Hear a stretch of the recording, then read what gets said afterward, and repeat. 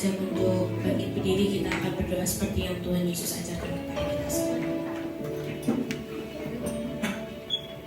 Bapa kami ada di surga, dikuduskanlah namamu, datanglah kerajaanmu, jadilah kehendak-Mu di bumi seperti di surga.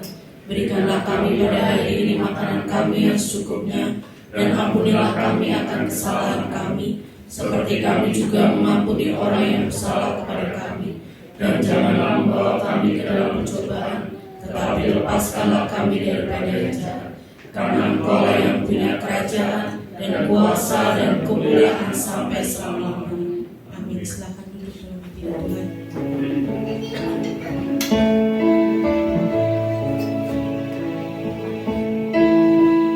Terima kasih Tuhan. Kalau kami semua boleh merasakan kasih-Nya yang luar biasa di tempat kudus begini Tuhan, kami bersatu dan bersekutu untuk memuji dan memuliakan Yesus. Biarkan melalui kami Tuhan, dunia boleh melihat Tuhan, bahwa Tuhan Yesus itu nyata Tuhan. Terima kasih Yesus.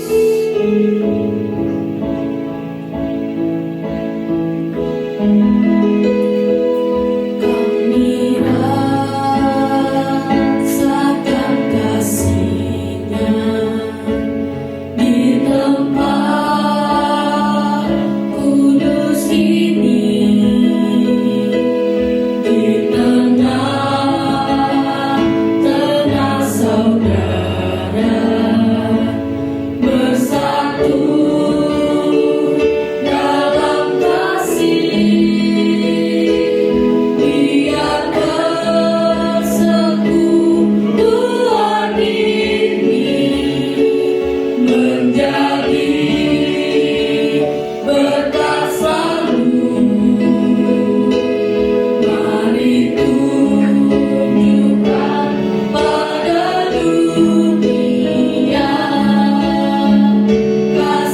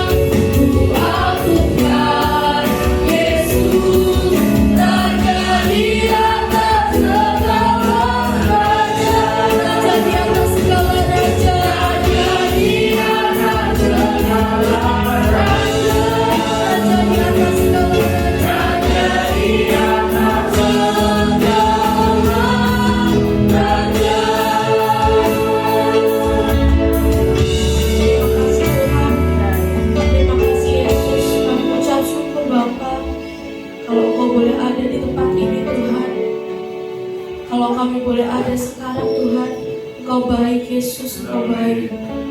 Nama-Mu luar biasa Tuhan dalam kehidupan kami. Sebentar Tuhan, kami akan menyambut hari Sabat dengan pujian, dengan sorak-sorai, dengan kemuliaan hanya bagi-Mu Tuhan. Karena kami tahu Tuhan, hari Sabat ini adalah yang terbaik Tuhan dalam kehidupan kami Tuhan. Kami mau benar-benar Tuhan memberikan yang terbaik Tuhan di hari Sabat-Mu ini Tuhan. Kami percaya Tuhan, lewat kami Tuhan, lewat gereja-gereja-Mu di tempat ini Tuhan, kami boleh membawa Tuhan kepada dunia, bahkan di lingkungan kami Tuhan, sukacita yang luar biasa Bapa. Kami menyerahkan ibadah kami pada pagi hari ini dalam tangan-Mu Tuhan. Biarkan pengurapan-Mu Tuhan nyata atas setiap kami Bapa. Di dalam nama Tuhan Yesus kami ucap syukur, haleluya, amin. Ada sukacita di tempat ini Bapak Ibu Saudara? Mari Bapak Ibu Saudara saya ajak untuk bangkit berdiri, untuk menyapa kanan kirinya, katakan Tuhan kita luar biasa, Tuhan kita dahsyat dan perkasa, amin. Kita mau bersama-sama memuji Tuhan, kita mau bersama-sama bersuka karena Tuhan. Dari segala pulau, dari segala suku, bahkan dari segala bangsa, bersama-sama memuji Tuhan, haleluya.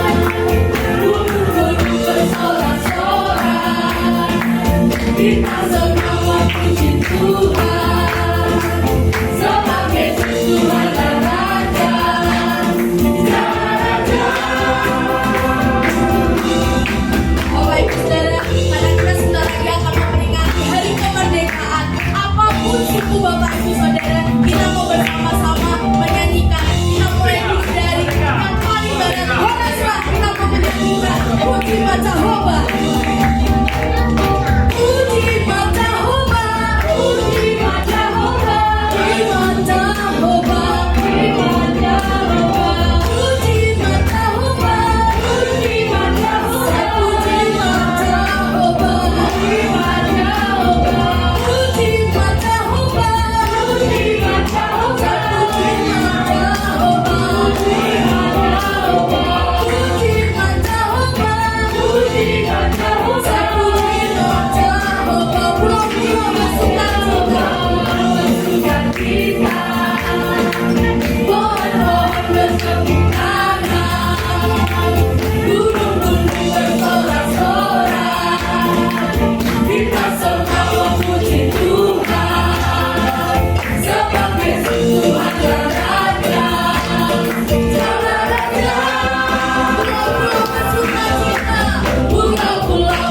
bersukacita.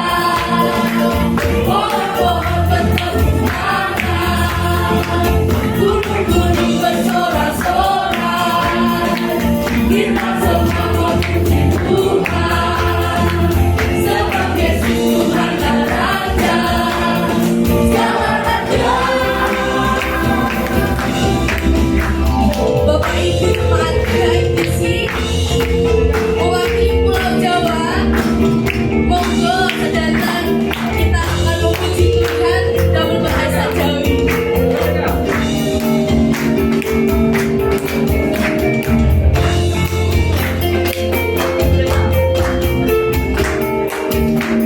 Sama-sama ya Bapak Ibu saudara. Monggo puji Gusti, Gusti Yesus juru wilujeng. Monggo puji Gusti, Gusti Yesus juru wilujeng.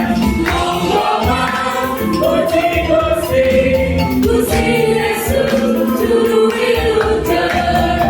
Monggo puji Gusti, Gusti Yesus juru wilujeng. Pulau-pulau bersukacita, pohon-pohon bertepuk tangan, gunung-gunung bersorak-sorai. Kita semua memuji Tuhan, sebab Yesus Tuhanlah Raja, segala raja. Pulau-pulau bersukacita, pohon-pohon bertepuk tangan, gunung-gunung bersorak-sorai. Kita semua memuji Tuhan, sebab Yesus Tuhanlah Raja, segala raja. Kita mau mewakili Indonesia bagian timur, baik yang dari Sulawesi, NTT, Manado, Papua. Kita sama-sama memuji Tuhan. Bahkan yang di online pun kita sama-sama memuji Tuhan. Sio manise, Sio manise, tanpa puji Yesus, puji Yesus. Sio manise, tanpa puji Yesus. Kita pulang sekali Yesus. Sio manise, tanpa puji Yesus, puji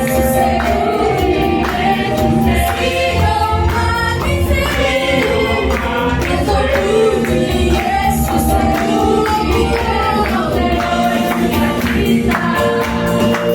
Pohon-pohon bertepuk tangan, gunung-gunung bersorak-sorai.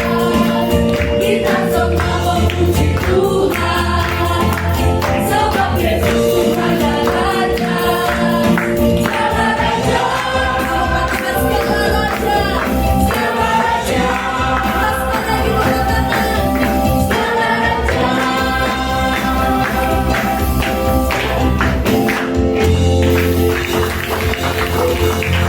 Haleluya Bapak Ibu Saudara, kita mengatakan merdeka untuk Indonesia. Kurang semangat. Merdeka untuk Indonesia. Kita juga mau yel-yel ya Bapak Ibu Saudara ya. Kita mau katakan, kalau saya bilang GPI HMDC Bapak Ibu, lihat ya. Bukan merdeka Pak. My church, my home, my family. Kembali ya.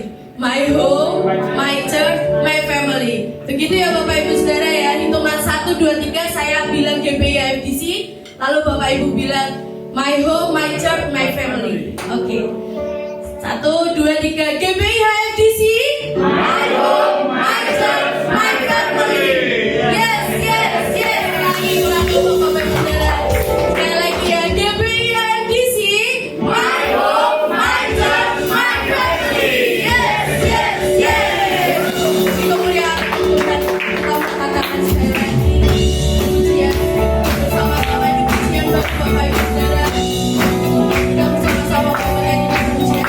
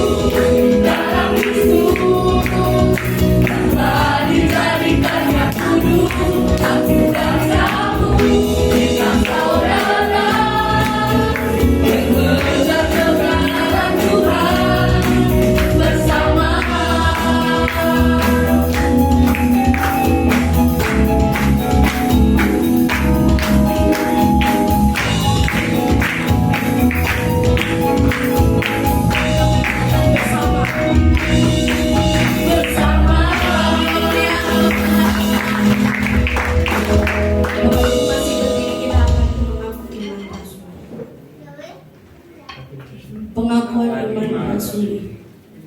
Aku percaya kepada Allah, Bapa yang Maha Kuasa, Khalik langit dan bumi, dan kepada Yesus Kristus, Anaknya yang tunggal Tunggal kita, yang dikandung dari Roh Kudus, lahir dari anak darah Maria, yang menderita sengsara di bawah pemerintahan Pontius Pilatus, disalibkan, mati dan dikuburkan, turun ke dalam kerajaan maut.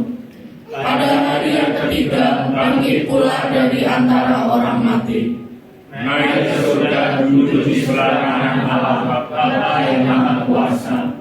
Dan dari sana Ia akan datang untuk menghakimi orang yang hidup dan yang mati.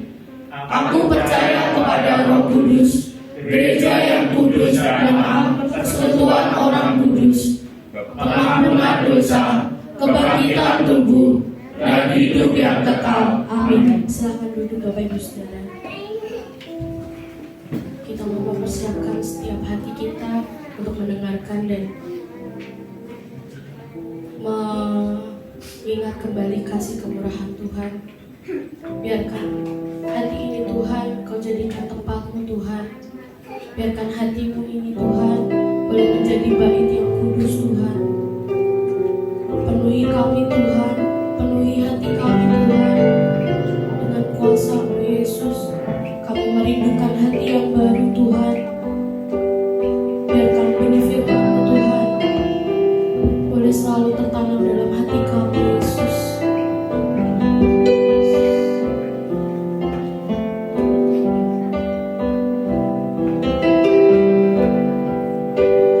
Ku jadikan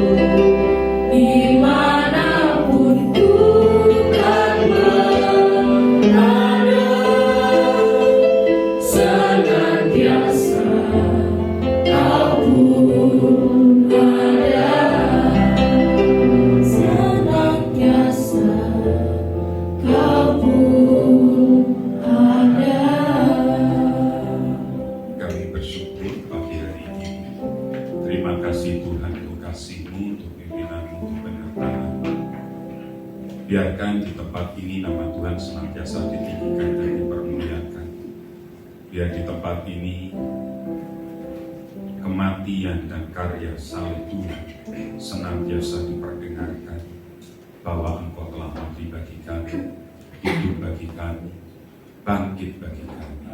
Terima kasih.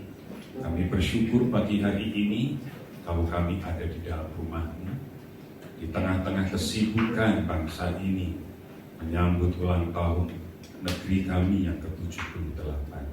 Kami bersyukur untuk kasih-Mu.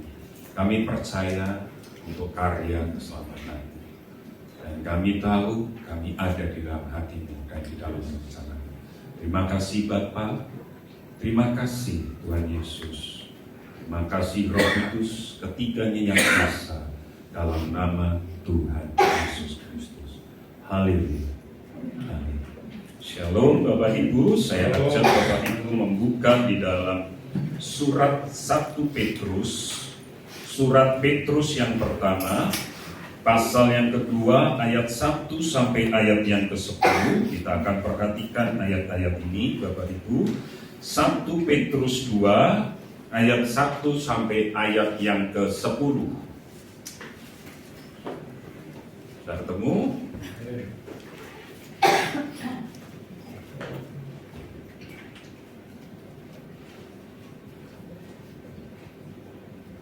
Mari kita baca bersama-sama Bapak Ibu. Saya ganjil, Bapak Ibu yang genap.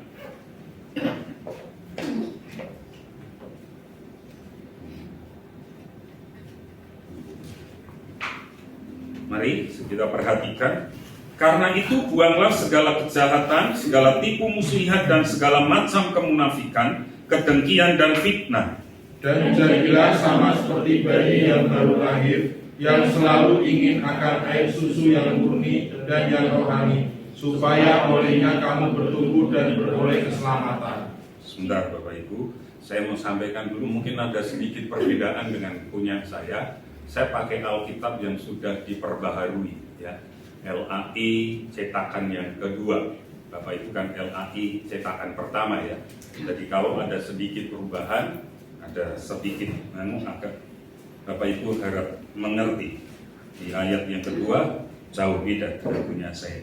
Jika kamu benar-benar telah mengecap kebaikan Tuhan, dan datanglah kepadanya batu yang hidup itu, yang memang dibuang oleh manusia, tetapi yang dipilih dan dihormati hadirat Allah.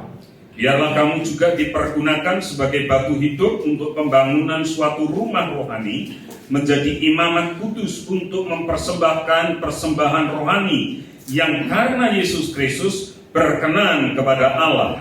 Sebab ada tertulis dalam kitab suci, sesungguhnya aku meletakkan di Sion sebuah batu yang terpilih, sebuah batu penjuru yang mahal, dan siapa yang percaya kepadanya tidak akan dipermalukan.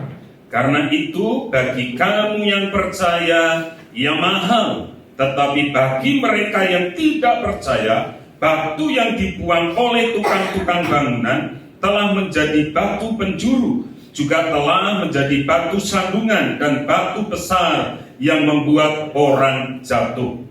Mereka tersandung padanya karena mereka tidak taat kepada firman Allah, dan untuk itu mereka juga telah disesatkan.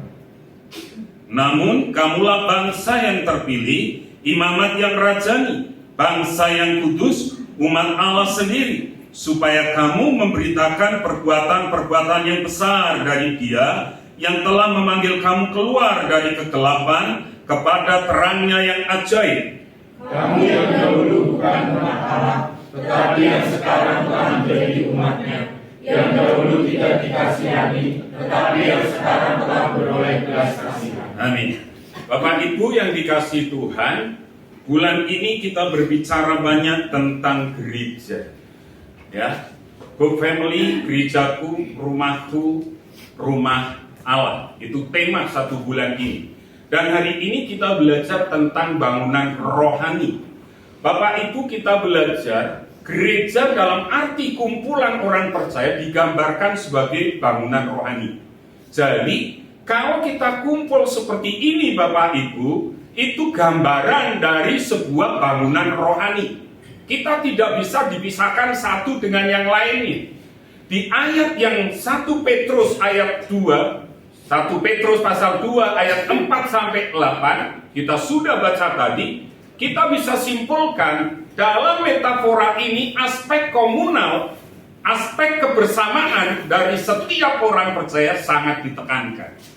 Gambarannya seperti ini. Bapak Ibu pernah main puzzle?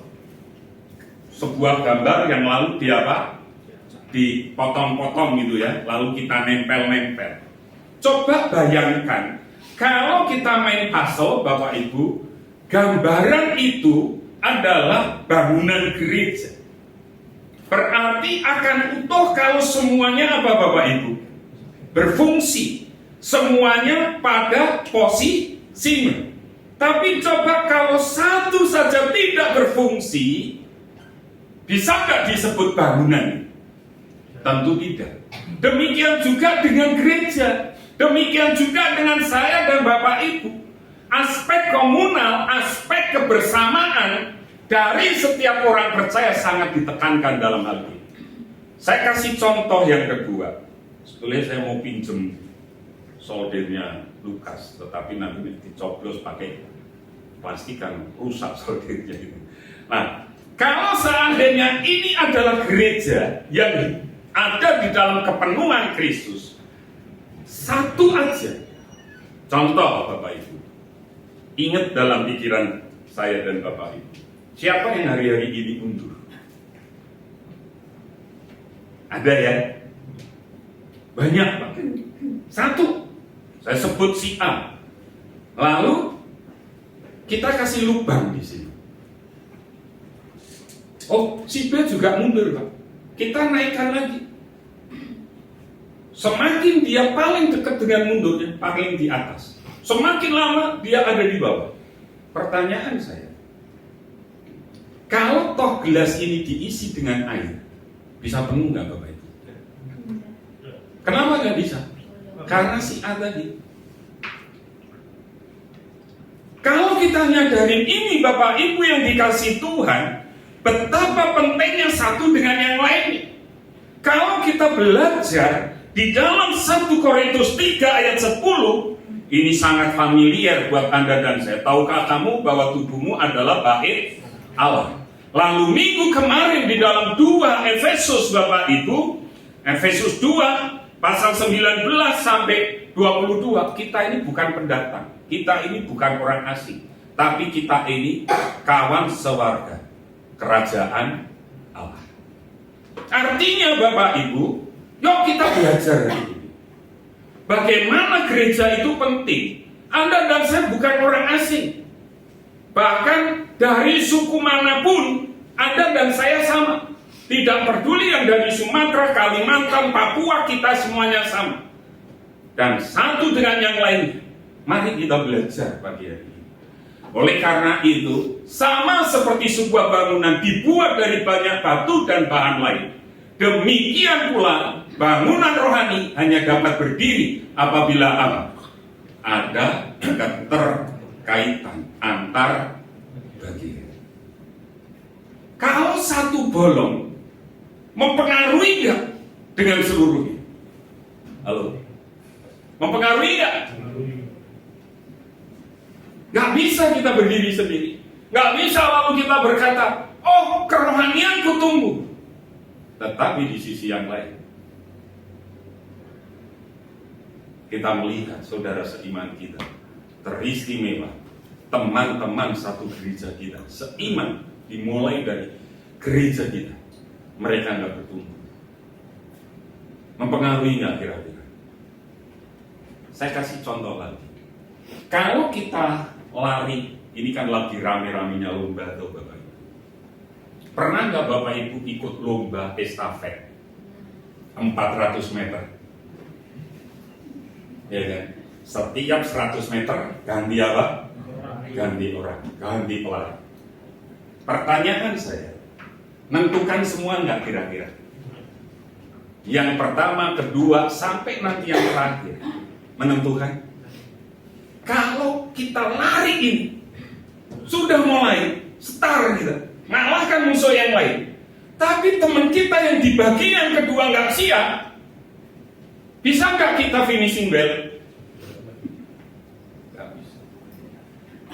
betapa pentingnya prinsip ini, ya, kebersamaan dari setiap orang percaya sangat ditekankan. Makanya kenapa saya sama Bu Mary senantiasa terus tekankan, yuk kita saling memperhatikan satu dengan yang lain. Tolong perhatikan satu dengan yang lain, tolong ambil dari semua jemaat ini, ambil satu aja.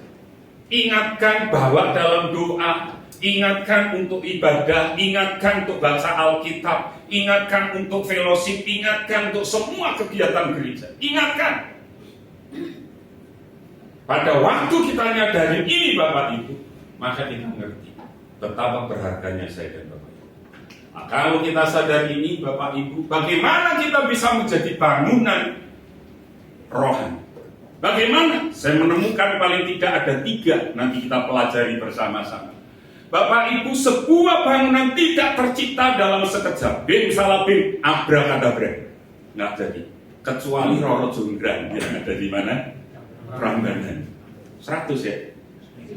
1000. Itu pun kurang 1. Gitu kan ya? 1000 kurang 1. Ya, kan? Saya percaya itu nggak mungkin dalam waktu apa? 1 malam, nggak mungkin. Ya, kan? Meskipun dibantu genderuwo jin, gitu kan? Itu kan cerita lah,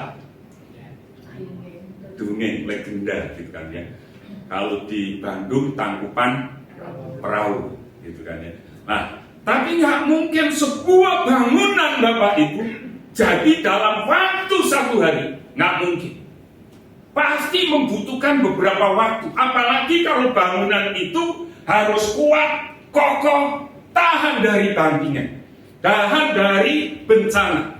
Entah itu badai, entah itu banjir, dia tetap bertahan. Tidak ada bangunan yang tercipta secara kebetulan. Pendirian sebuah bangunan membutuhkan sebuah proses. Demikian juga dengan kita membangun tubuh rohani sebagai gereja Tuhan, itu membutuhkan proses. Saya tanya sama Bapak Ibu, kita berdiri tahun berapa? Ada yang tahu? Nanti dapat hadiah. Nah, 2003. Yang tahu angkat tangan. Gorengan. 2003 itu gorengan, betul ya? Beli 2000 dapat 3 gorengan. Hah? Ya wis lah. Tahun kemarin wis gitu kan. Ya kan? Kita ngerti Bapak Ibu. Kita sudah lama. Ini PR buat Bapak Ibu lah pokoknya. Berapa tahun gitu kan ya. 18. Yakin 18. Yakin. Kata Pak Imam. 96. Yakin. Ini kabar bebannya, nebak-nebak aja. Ya, PR aja Bapak Ibu. 2001. Jadi kita belajar Bapak Ibu, kita ngerti saudara. Kita pun sampai hari ini masih jatuh bangun untuk membangun sebuah kesatuan, membangun sebuah fondasi kerohanian. Kita masih jatuh bangun. Nah, kalau kita nyadar ini, bagaimana supaya menjadi bangunan rohani yang Tuhan kehendaki? Kita melihat yang pertama di dalam 1 Petrus 2 ayat 5. Baca Bapak Ibu sama-sama dengan saya ayat yang kelima. 2, 3. Biarlah Kamu juga dipergunakan sebagai bahan hidup untuk membangun suatu rumah rohani, bagi suatu iman kudus, untuk mempersembahkan persembahan rohani karena Yesus Kristus berkenan kepada Allah. Biarlah kamu juga dipergunakan sebagai batu hidup untuk pembangunan suatu rumah rohani, menjadi imamat kudus untuk mempersembahkan persembahan rohani yang karena Yesus Kristus berkenan kepada Allah. Dalam terjemahan sederhana Indonesia, dan setiap kita bagikan sebuah apa? Batu bangunan yang hidup. Jadi yang pertama, supaya bangunan rohani itu kuat, hidup saya dan Bapak Ibu berkenan kepada Tuhan, yang pertama adalah rumah rohani melibatkan orang-orang yang sudah bertobat. Gereja yang kuat melibatkan semakin banyak orang yang bertobat. Kenapa?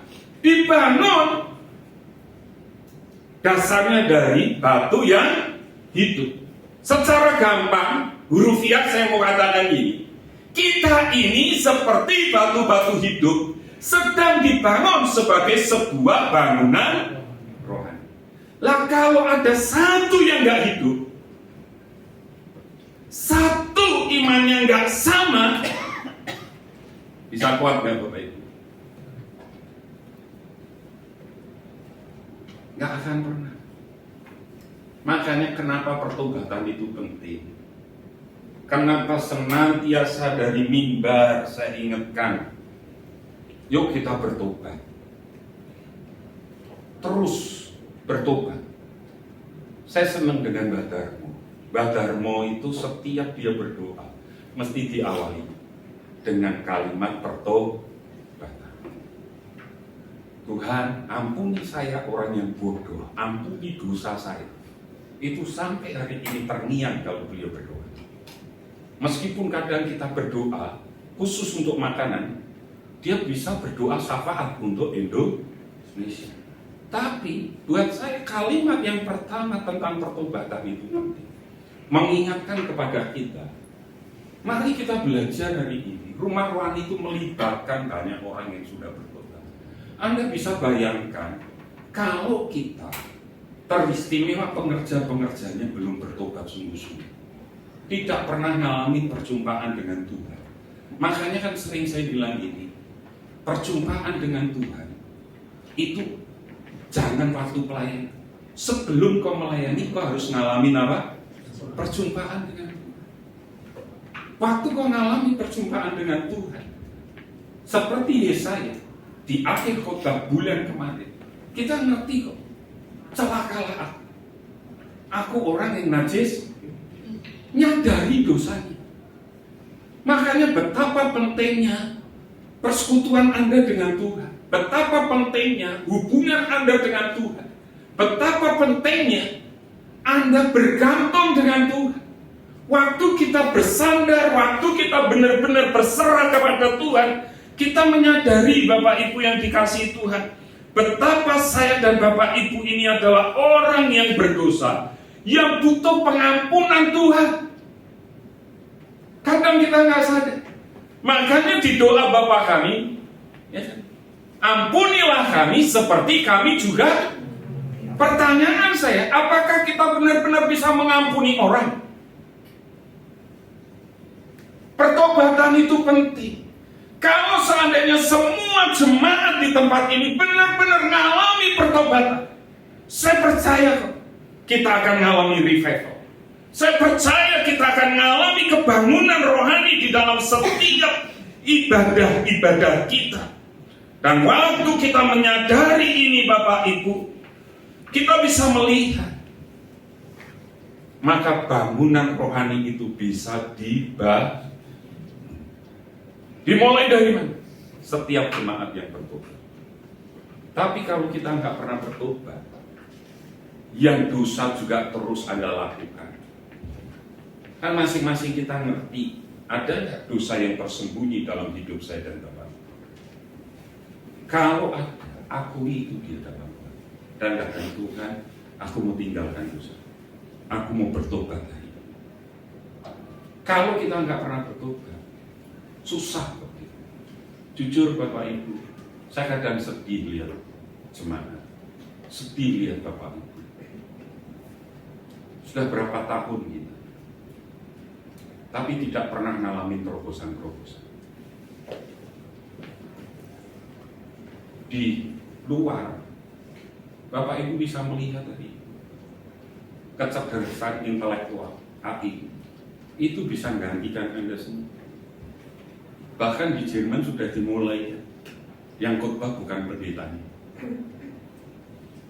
Sudah saya sampaikan bulan kemarin. Kedepannya nanti akan banyak digantikan dengan robot. Kemarin di guru sekolah minggu kami ngomong-ngomong, Oh ya, di perusahaan saya sudah mendatangkan mesin, semuanya serba digital. Sudah tidak manual orang yang melakukan. Dan pasti akan ada banyak pengurangan karyawan. Dan penemu kecerdasan intelektual ini, dia keluar dari Google. Karena dia ngerti ini nanti kedepannya akan seperti apa. Pernah saya sampaikan di grup, wajah seorang anak di makeover di kecerdasan intelektual, jadi seperti orang dewasa. Sekarang orang nyuri data ini loh Bapak Ibu, gampang. Makanya saya bilang, maaf Bapak Ibu, saya nggak tahu ya di YouTube.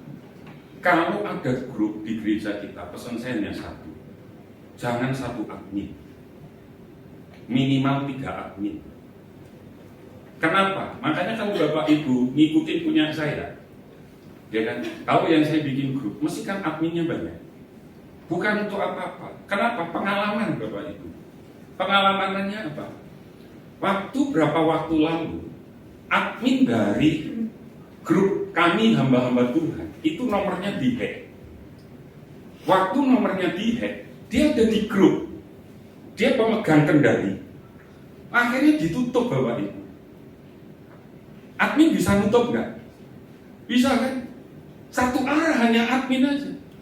Lalu dia ngirim undangan ke grup dalam bentuk APK. Waktu saya buka gini, loh, ini kok APK?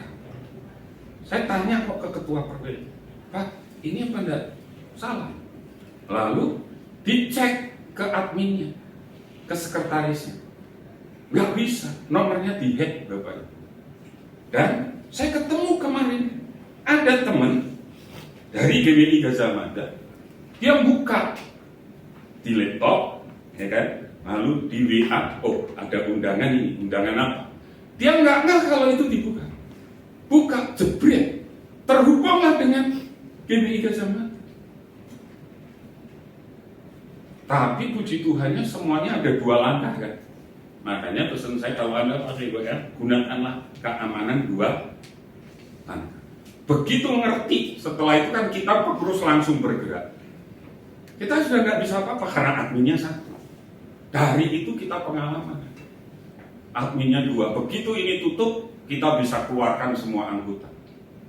Sehingga nggak akan kena rentas. Dari sini kita belajar. Orang di sana semakin jahat. Bagaimana dengan kita hari ini? Apakah kita juga ikut jahat? Apakah kita lalu benar-benar menyerahkan hidup kita sama dengan dunia? Hidup yang tidak benar-benar mengalami pertobatan. Makanya rumah rohani melibatkan orang-orang yang sudah bertobat. Kalau kita mau pembangunan rohani, yuk kita sama-sama bertobat masa. Bertobat dengan diri kita. Satu ketika bapak-bapak punya kerinduan di Seattle, di Amerika, California. Ada bapak-bapak kalau tempat kita PBI melihat anak-anak mudanya nakal-nakal, Bapak. Ada yang free sex, ada yang drug. Akhirnya bapak-bapak berkomitmen, yuk kita libur 1 hari tidak kerja. Untuk apa? Doa puasa untuk kota mereka. Ngakui kesalahan, bertobat di hadapan Tuhan. Malam itu diadakan KKR. Setelah dari pagi sampai sore itu bapak-bapak berdoa, bertobat, minta Tuhan melawat kota mereka. Apa yang terjadi? Dari KKR itu ada seorang anak muda yang paling nakal. Dan malam hari itu bertobat. Dari apa? Karena ada bapak-bapak yang mau merendahkan diri bertobat. Secara komunal, secara bersama-sama. Dan orang itu kita kenal, anak muda yang bertobat malam itu. Yang kita kenal namanya Billy Graham. Dimulai dari mana? Kesadaran secara komunal, secara bersama-sama. Pengen adanya sebuah kebangunan rohani. Pengen adanya sebuah pertobatan. Rumah rohani melibatkan orang-orang yang sudah bertobat. Dan itu terjadi malam itu. Mari kita belajar hari ini, Bapak Ibu. Yuk kita sadar, rumah rohani melibatkan orang-orang yang sudah bertobat. Jadi tidak semua batu cocok untuk pembangunan rumah rohani. Tidak semuanya. Hanya batu-batu yang hidup saja yang pantas dipergunakan. Makanya di hari akhir nanti ditampingan kita sudah sering dengar banyak yang dipanggil tetapi sedikit yang terpilih. Dari kita ini semua terpanggil, tidak semuanya masuk surga.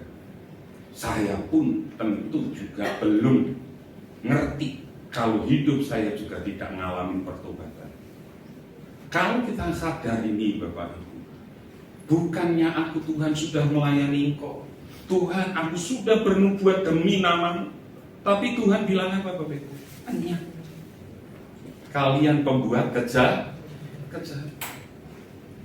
Kenapa pembuat kejahatan? Karena tidak bertobat. Hanya lip service. Kita melayani, yang penting aku melayani, tapi tidak dengan kesungguhan hati, tidak dengan sebuah tanggung jawab. Kenapa? Ya karena sebuah tugas, bukan sebuah panggilan.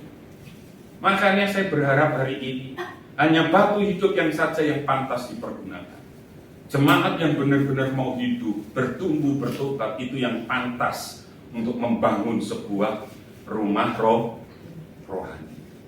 Bapak Ibu, di dalam 1 Petrus 2 ayat 5, batu hidup itu di dalam 2 Petrus 1 sampai 10. Kalau tadi kita baca, kita bisa melihat penerima surat ini adalah orang-orang yang bayi rohani.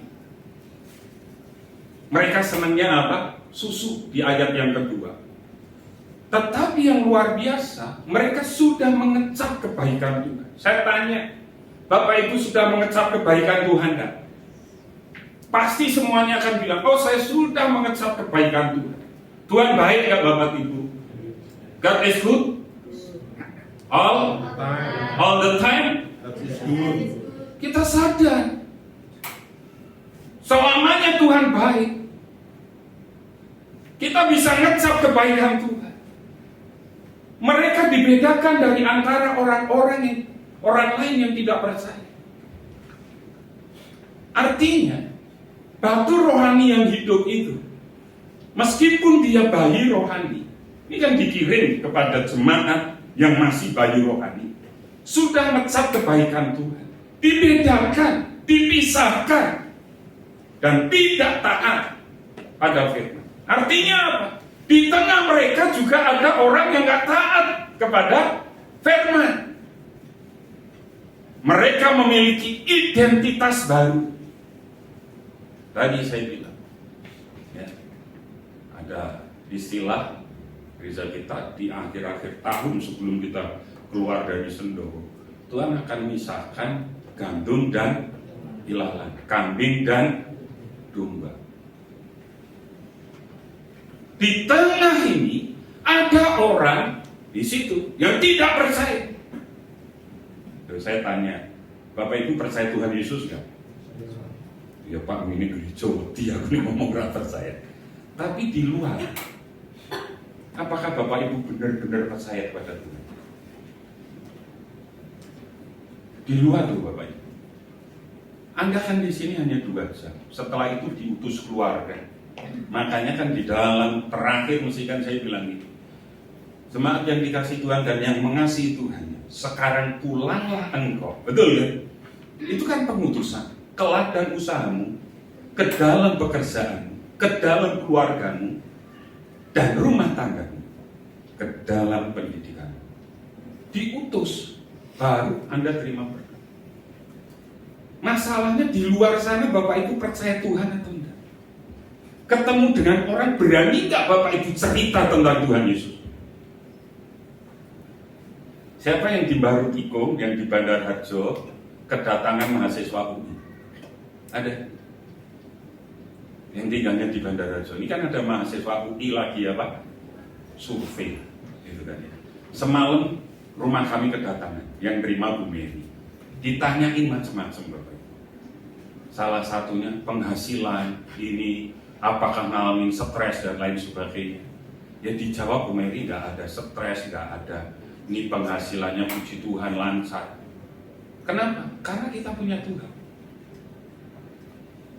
Waktu tepat untuk bersaksi. Mari kita belajar ini. Anda punya identitas baru. Kamulah bangsa yang terpilih, imamat yang raja. Batu hidup itu kita belajar ini. Kita suka susu, masih bayi rohani, mengecap kebaikan Tuhan. Di tengah-tengah itu kita sadar ada yang tidak setia kepada Tuhan, bahkan tidak taat kepada firman Tuhan. Tidak taat. Tetapi kita sudah dikasih identitas baru. Kalau kita nyadari ini Bapak Ibu, tidak semua orang yang rajin ke gereja secara otomatis akan menjadi bagian dari rumah rohani. Anda rajin ke gereja, nggak secara otomatis Anda batu yang hidup kalau nggak ada pertobatan. Tanpa pertobatan yang sungguh kepada Yesus Kristus sebagai Tuhan dan Juru Selamat, seseorang tidak akan berguna bagi rumah rohani. Nggak ada manfaatnya kalau Anda nggak sungguh-sungguh hari ini. Bagaimana Anda mau bersungguh-sungguh hari ini? Tadi saya bilang, kadang saya sedih. Orang di luar sana aja kita sudah mulai lihat kok Bapak Ibu. Tadi pagi Bu Mary di satelit kasih contoh gambaran. Di HW, hampir beberapa kecamatan itu kan kebakaran. Hanya gara-gara apa? Panas yang sangat ekstrim. Nggak usah jauh-jauh di HW, di Semarang ini loh Bapak Ibu. Tiba-tiba pohon aja bisa kebakar sendiri Bapak. Ada di 2 tempat. Makanya kalau ada orang rokok, buang putung rokok sembarangan, ingatkan, jangan asal buang hari ini bagi yang rokok. Bisa bakar Bapak Ibu. Kalau kita nyadari ini iya ya, cuaca ekstrim seperti ini. Anak di Jepang berangkat kerja sepeda, jatuh di tengah jalan, mati Bapak Ibu. Karena cuaca yang sangat ekstrim. Jambore internasional di Korea Selatan gagal total gara-gara suhu yang ekstrim. 15 anggota kontingen Indonesia tidak bisa melanjutkan, harus ada di rumah sakit. Sampai akhirnya diundang BTS untuk menghibur mereka dan dikirim pulang tadi. Apakah Anda perlu dihibur BTS? Ya. Kenapa panasnya sudah kayak gini? PBB aja sudah bilang ini bukan pemanasan global, pendidikan global. Mana-mana panas. Teman saya Bapak Ibu, saya ketemu Pak, kok ini mungkin kenapa? Wah masuk angin Pak. Kenapa? Tapi panasnya ini kipas angin tak sentorke malah aku masuk angin. Anda ngalamin nggak sekarang? Iya kan? Panas, wes sentor ke kipas, masuk angin gitu. Apakah kita tidak cepat mati dari hari ini? Nah kok kita hari-hari ini hidup kita nggak bertobat untuk Tuhan? Hidup kita hanya ngejar kesenangan. Bagaimana kita mau bisa dipakai Tuhan untuk sebuah bangunan rohani? Yang kedua, rumah rohani membutuhkan orang-orang yang mau datang kepada Yesus. Yesaya itu enggak diminta. Yesaya itu benar-benar ngerti Tuhan tidak pernah memaksa Yesaya. Tuhan hanya bilang, siapa yang akan aku utus? Ini aku, utuslah. Setelah mengalami percobaan, setelah dia bertobat, disucikan, dikuduskan karena anugerah Tuhan.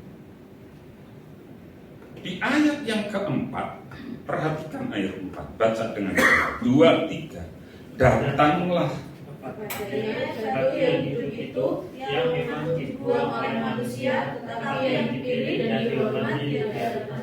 Datanglah kepada dia, batu yang hidup itu yang memang dibuang oleh manusia, tetapi dipilih dan dihormati di hadiratnya.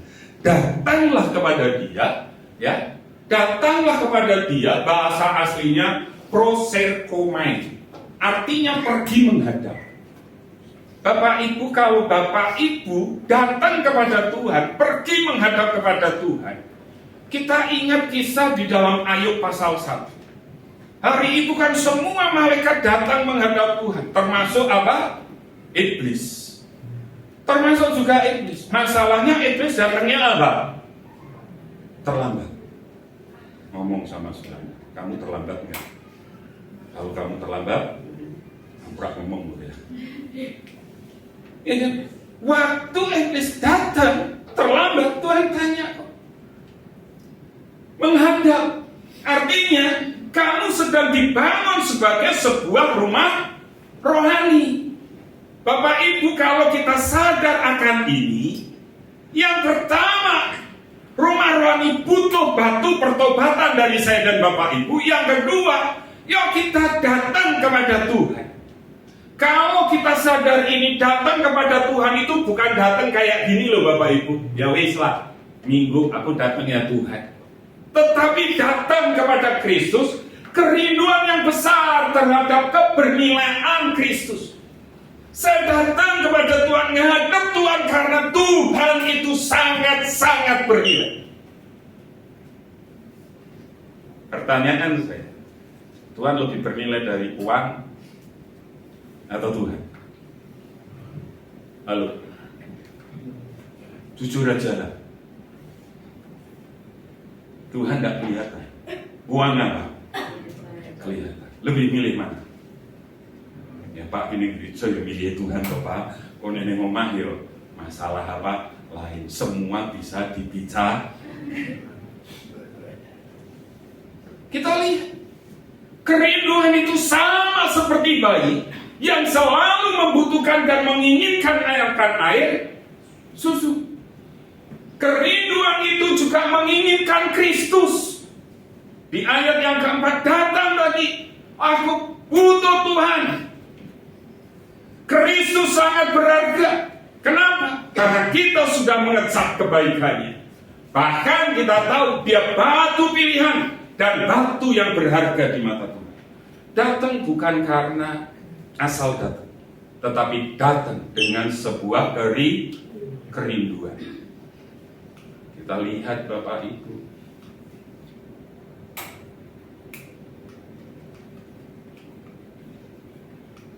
betapa penting dan berharganya Kristus bagi kita.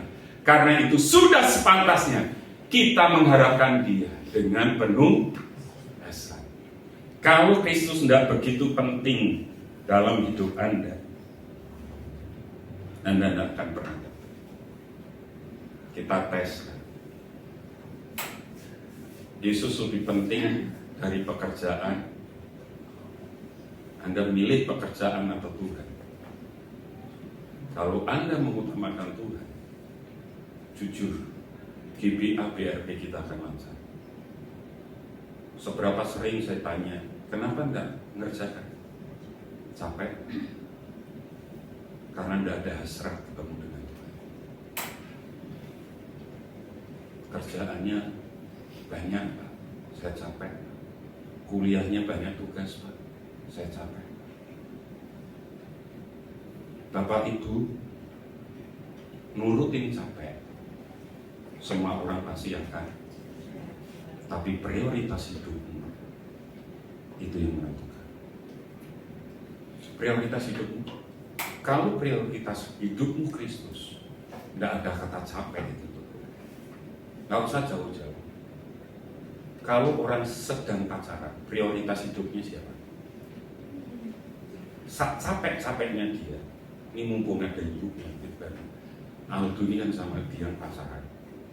Do, ibunya bilang, do beli ketrasi. Kesel Bu.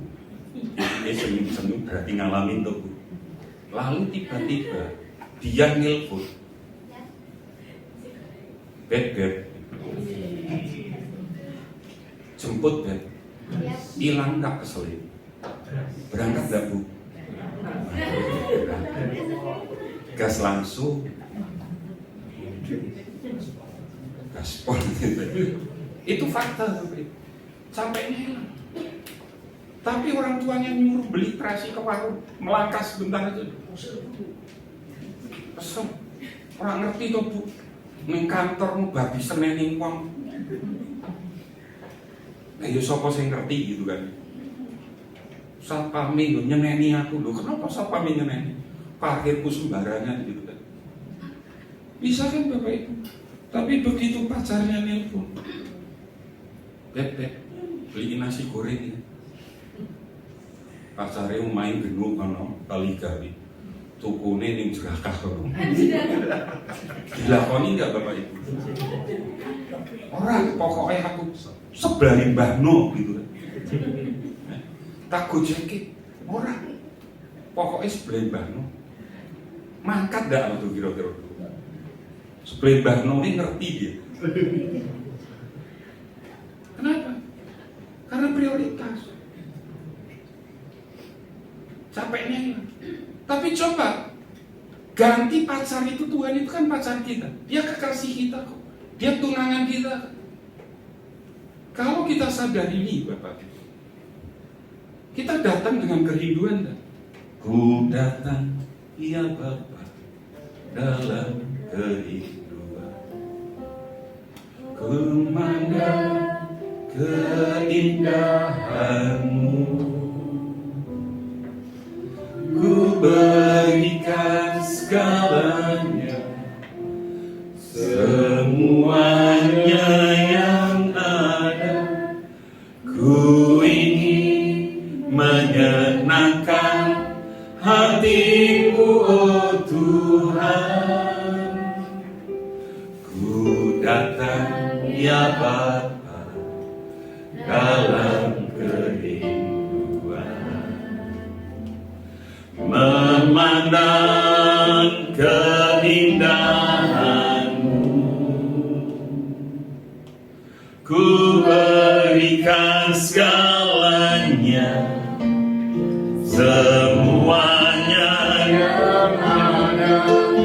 Ku ingin menyenangkan hatimu, oh Tuhan.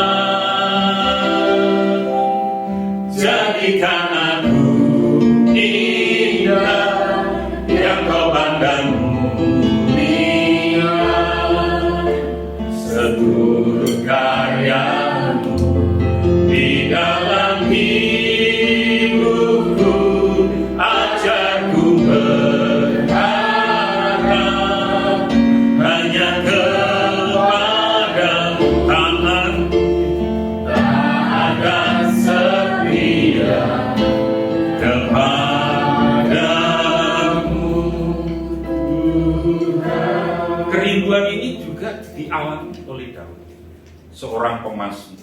Dia sampai berkata gini, betapa berharganya kasih setiamu ya Allah. Anak-anak manusia berlindung dalam naungan sayapmu. Mereka mengenyangkan dirinya dengan lemak di rumahmu. Engkau memberi mereka minum dari sungai kesenangan. Daud datang berlindung. Kenapa? Karena berharganya kasih setiap Tuhan.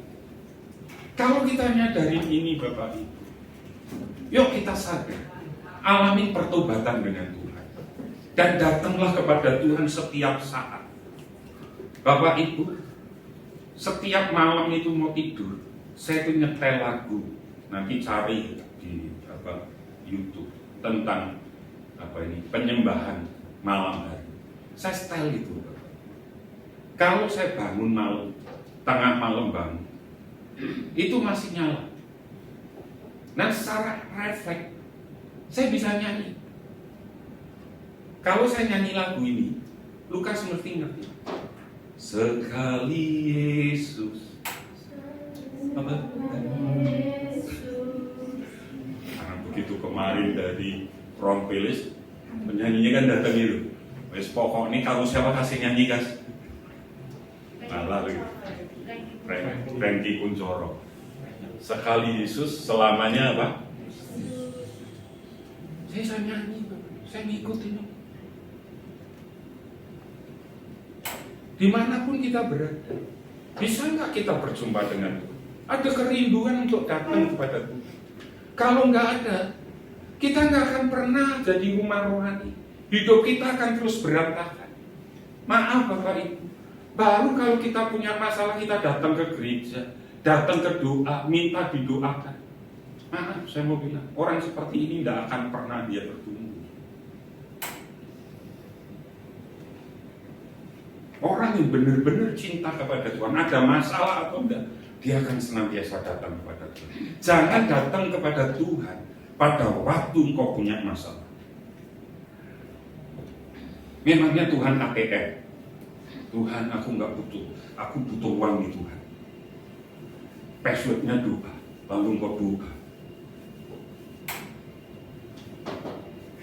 Lalu tiba-tiba datang uang, udah, malah engkau pergi. Bohong, Melayu. Nggak seperti itu. Kalau engkau ingin diberkati, engkau akan bisa melihat. Bagaimana? Kalau engkau nggak pernah menabur, nggak akan pernah apa? Menuai. Sedikit saya mau saksi. Satu ketika saya duduk berdampingan dengan Bu Mary. Saya ngerti ada yang sakit. Saya bilang sama Bu Mary, ini doa sepakat suami istri, kalau sepakat Tuhan berkati. Bawa ke dokter ya. Saya sudah ngerti, saya harus bawa ke dokter. Bu Mary juga. Oke, bawa ke dokter ya, bawa ke dokter. Saya bawa ke dokter. Waktu saya bawa ke dokter, pulang Bapak.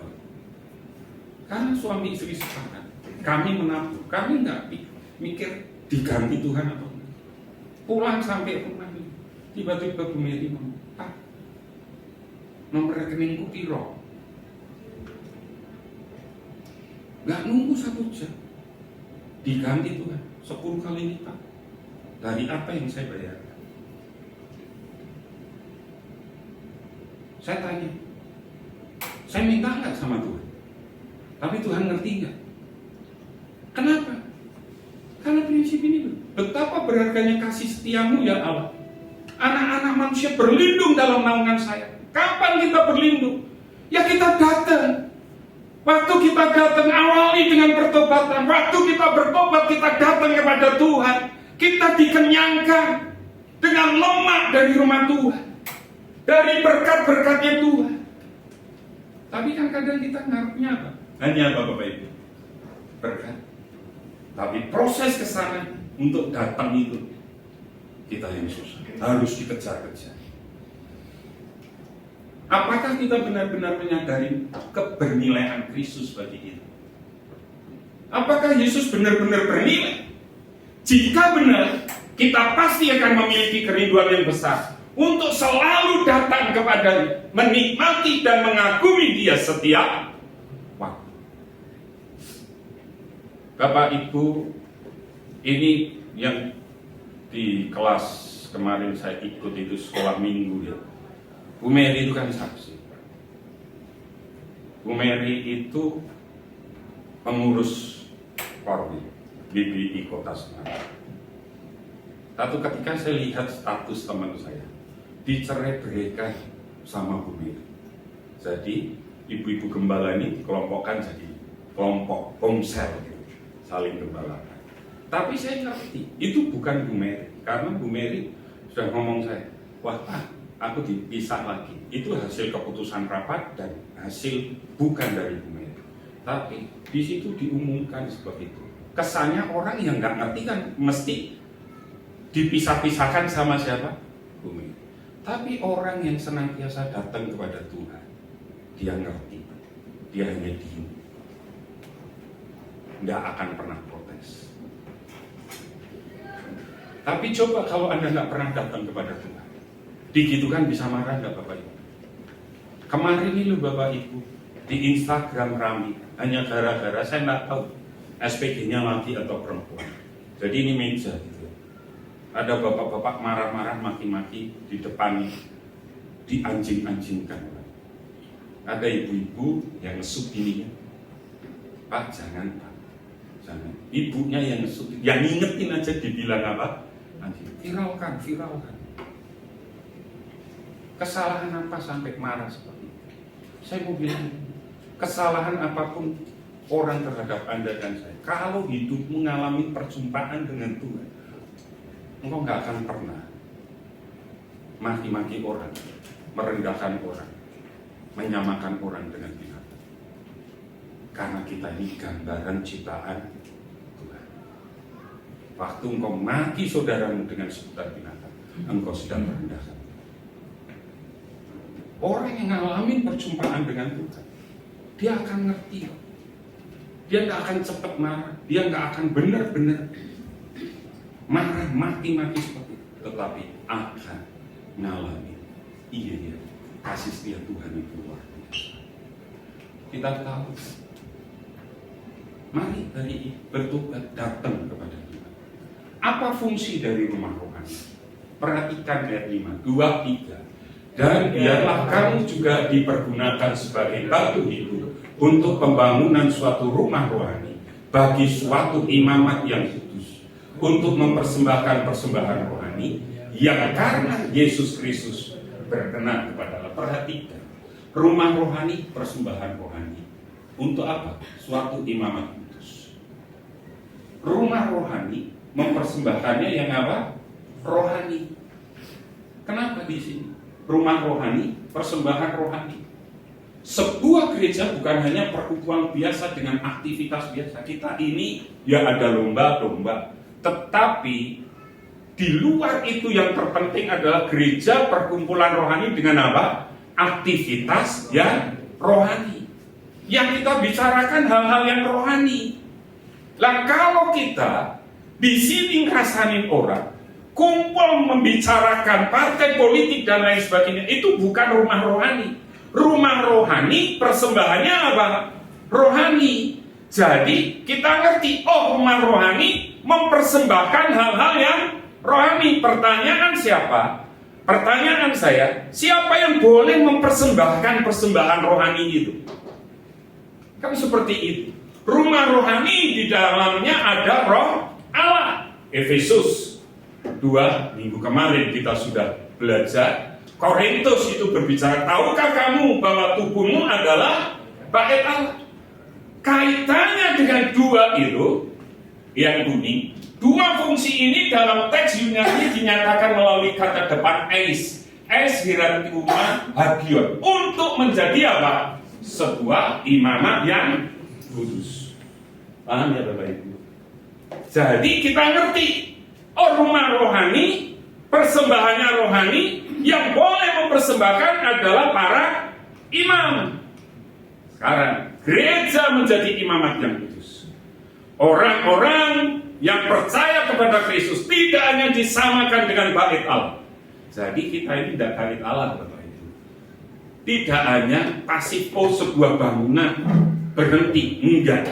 Tetapi lebih dari itu, melainkan juga dengan para imam yang melayani di dalamnya.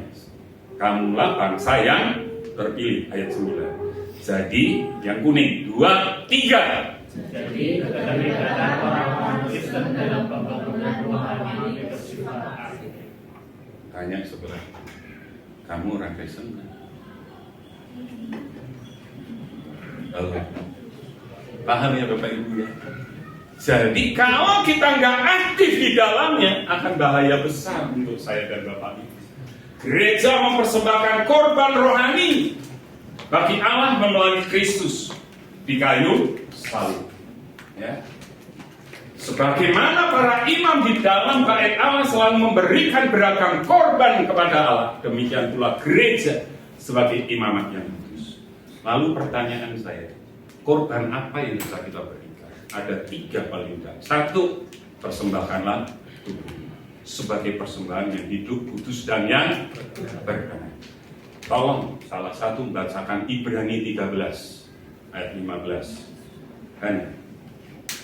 Ibrani 13 ayat 15. Persembahkan tubuh, ucapan bibir yang memuji dan memuliakan Allah.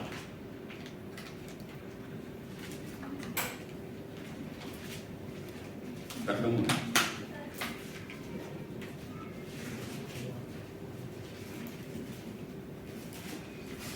Atas. Ibrani 13:15. Ibrani 13 ayat 15. Sebab itu marilah kita oleh Dia senantiasa mempersembahkan korban syukur kepada Allah, yaitu ucapan bibir yang memuliakan nama-Nya. Jadi tidak bibir kita ini untuk apa Bapak? untuk memuliakan Tuhan atau untuk maki-maki, untuk marah-marah. Untuk apa? Bibir ini, lidah ini kan kecil, bisa membakar seluruh kota. Yakobus. Yang ketiga, nanti baca sendiri ya, Filipi 4 ayat 18. Tindakan kasih dan keterlibatan dalam pelayanan. Silakan, salah satu membacakan. Filipi 4 ayat 18. Lukas sudah ketemu. Filipi 4 ayat 18. Ini aku telah menerima semua yang perlu daripadamu, malahan lebih daripada itu, aku berkelimpahan, karena aku telah menerima kirimanmu dari Epafroditus, suatu persembahan yang harum, suatu korban yang disukai dan yang berkenan kepada Allah. Apa yang harum dan yang berkenan? Tindakan kasih. Kasih itu apa? Perhatikan satu dengan yang lain. Kayak tadi, contoh ini tadi.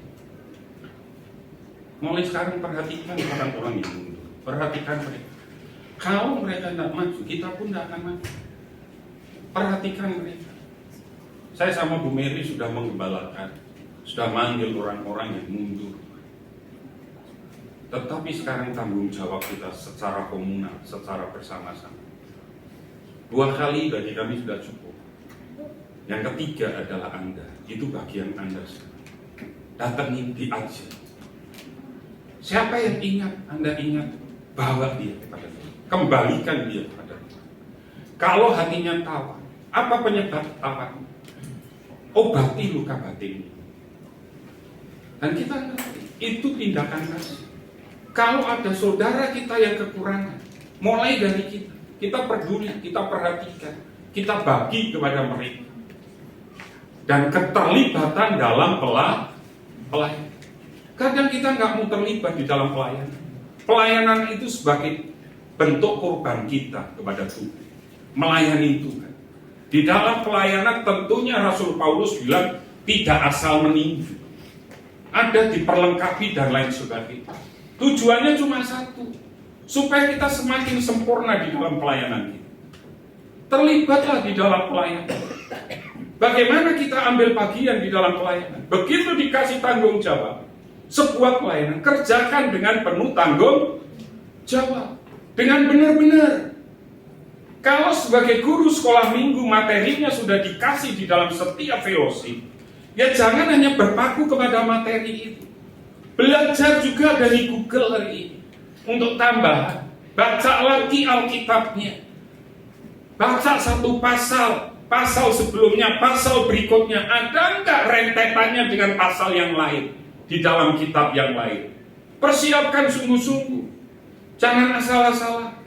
Kalau engkau seorang pemuji, ya pemusik, belajar banyak. Sekarang YouTube makin banyak pujian-pujian yang baru.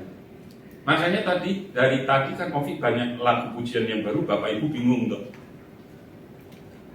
Minggu kemarin, kamulah gereja, kitalah gereja. Itu lagu-lagu hitung jemaat, Bapak Ibu.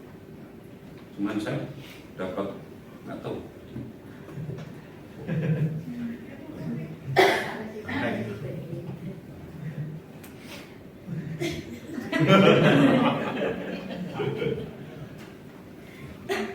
Jadi kita belajar Bapak Ibu. Ibrani bilang, sebab korban demikianlah yang berkenan kepada Tuhan. Korban yang berkenan kepada Tuhan itu apa? Persembahkan tubuh kita. Persembahkan, muliakan Tuhan dengan ucapan bibir kita. Tindakan kasih dan terlibat di dalam pelayanan.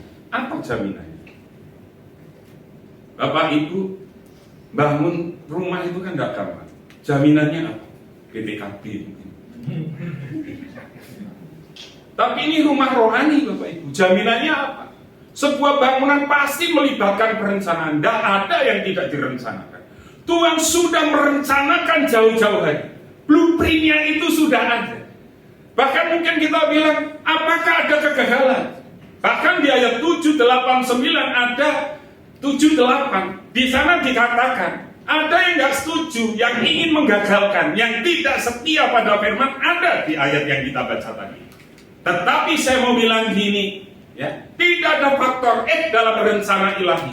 Nggak ada plan B, plan A gagal plan B, plan A ya plan A. Nggak ada faktor X yang lainnya. Tuhan sudah merencanakan semuanya secara tepat dan indah. Buktinya mana? Saya nemukan ada dua. Satu, pengutipan beberapa nubuat dari kitab suci. Di ayat 6-7 itu, Bapak Ibu, perhatikan. Di ayat 6 dan 7, saya tidak tahu di catatan kaki Alkitab Bapak Ibu mesti ada catatan kakinya itu. Ada enggak? Ada? Yang paling bawah itu. Ya kan? 26 itu Yesaya 28 ayat 16. 27 Mazmur 100 ayat 22. Jadi di ayat 6 dan 7 itu sebab ada tertulis. Artinya rumah Tuhan itu sudah ditulis oleh Yesaya, ya kan? Sesungguhnya aku meletakkan di Sion sebuah batu penjuru yang terpilih. Jadi jaminannya apa? Yang pertama sudah direncanakan. Yang kedua, keterangan tentang ketetapan ilahi. Ayat 8 untuk mereka juga telah disediakan. Perhatikan ayat 8. 2, 3. Mereka bersandung padanya karena mereka tidak taat kepada firman Allah, dan untuk itu mereka juga telah disediakan. Telah apa? Disediakan. Siapa yang tidak setuju? Bangsa Israel. Ini loh, Tuhan Yesus Mesias, mereka kan tidak ngakui. Tersandung, sudah disediakan. Orang yang menggagalkan bait suci pun Tuhan sudah ngerti. Makanya nggak ada alasan untuk kita nggak bangun kerohanian hidup kita. Allah mengontrol pertumbuhan gereja. Nggak usah takut. Tidak ada yang bisa menghantar pembangunan rohani. Nggak ada. Dibabak semakin merambat, dijepit semakin melejit. Tetapi kendalanya dari diri kita, Bapak.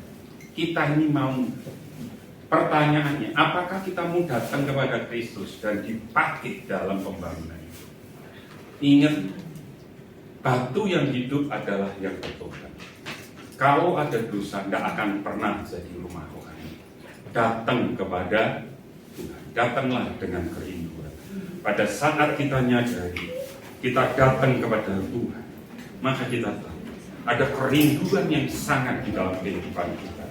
Bahwa kita mau dipakai Tuhan menjadi rumah rohani. Dan secara komunal, mari kita perhatikan saudara-saudara kita yang hari-hari ini tidak bisa bersama dengan kita.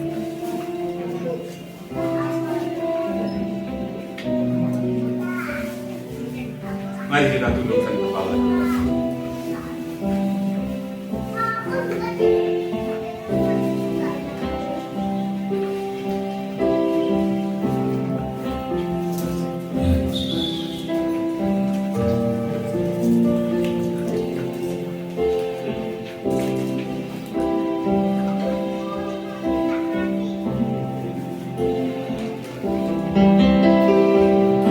Datang ya Bapa,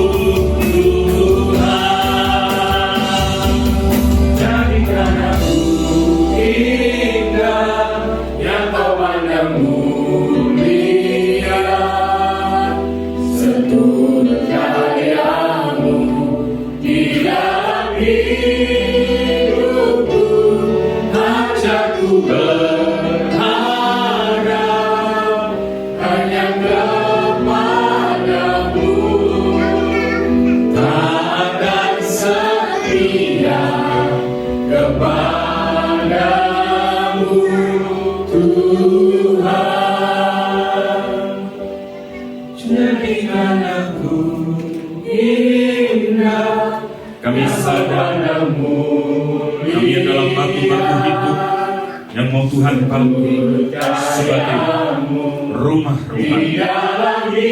Ampuni kami kalau selama ini masih ada dosa dalam hidup. Ampuni kami.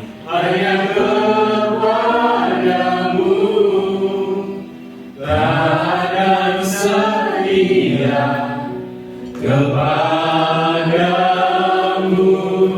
Tuhan, taat dan setia, taat dan setia, taat dan setia kepadamu Tuhan.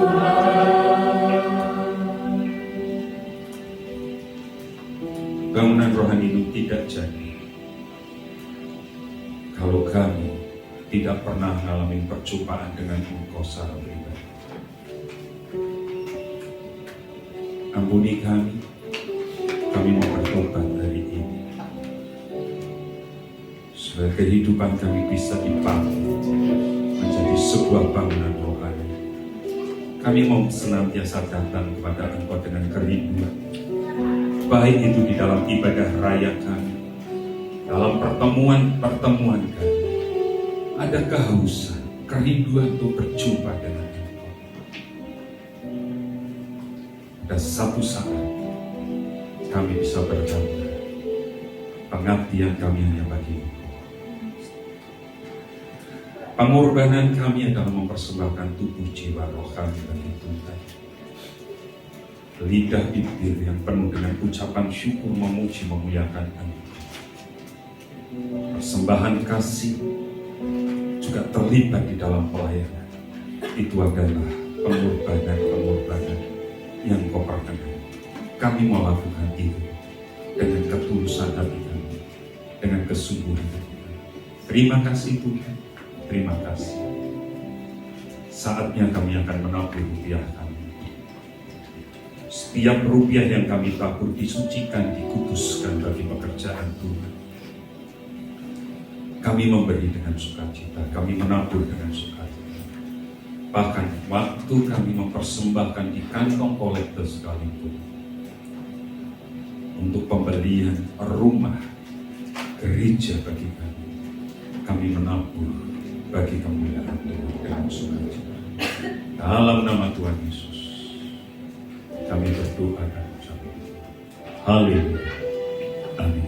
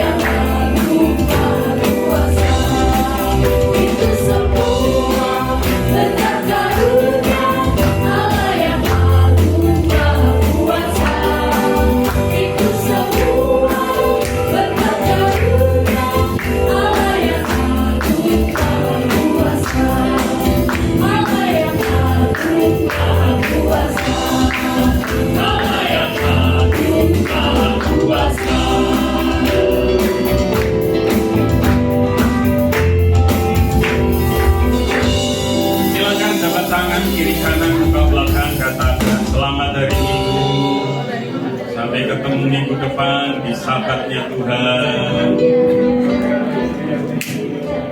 Tuhan, Bapak Ibu jemaat yang luar biasa yang diberkati oleh Tuhan. Amin. Mari kita satukan hati kita.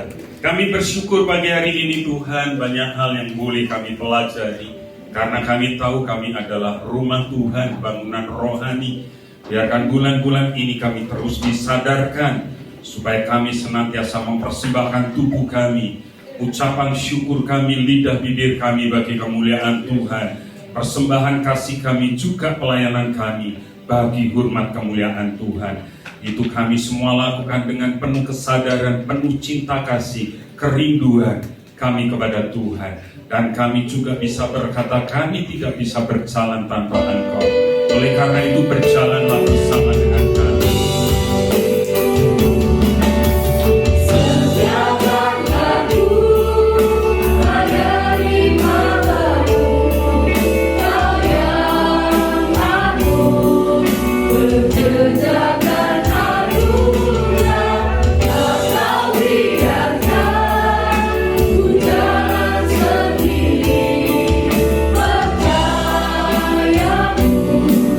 Sepenuhnya